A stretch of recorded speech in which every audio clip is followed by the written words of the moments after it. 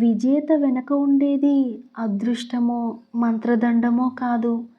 ప్రణాళిక, శ్రమ, అంకితభావంతో కూడిన ఆచరణ.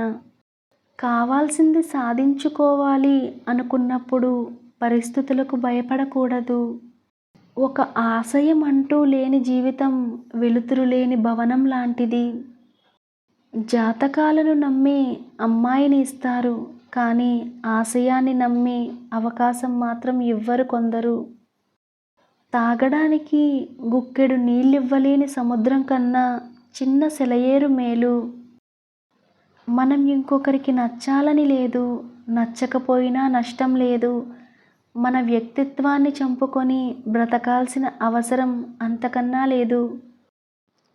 ఓ మంచి పని చేసేటప్పుడు ఎవరు ఎన్ని చెప్పినా వినకు. నీకు నచ్చింది చెయ్యి.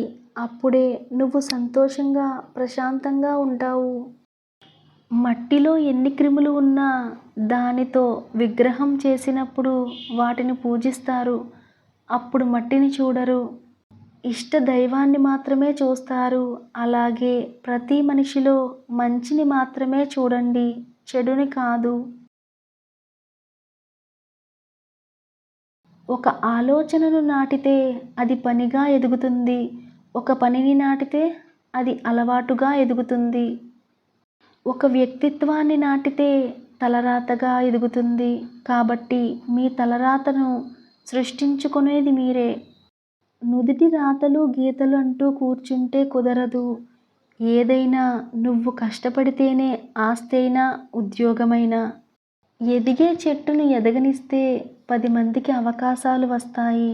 కానీ ఎదిగే చెట్టుని ఎదగనివ్వకపోతే ఆ 10 మంది నీడను కోల్పోతారు. అలాగే మంచి మనసున్న మనిషిని ఎదగనివ్వకపోతే అతని నమ్ముకున్న అందరూ కష్టాలు పాలవుతారు. ఎవరికంటేనో నువ్వు గొప్పగా ఉండాలనుకోకు. నీ గతంలో కంటే ఇప్పుడు బాగుంటే చాలు అనుకో. ఎందుకంటే ఆశ పుట్టినంత త్వరగా అవకాశం పుట్టదు. మన వెంటరాని ఇంటిని ఒంటిని రోజూ శుభ్రంగా ఉంచుతాము. మరి మన వెంట వచ్చే మనసును ఎప్పుడు శుభ్రంగా ఉంచుతాము?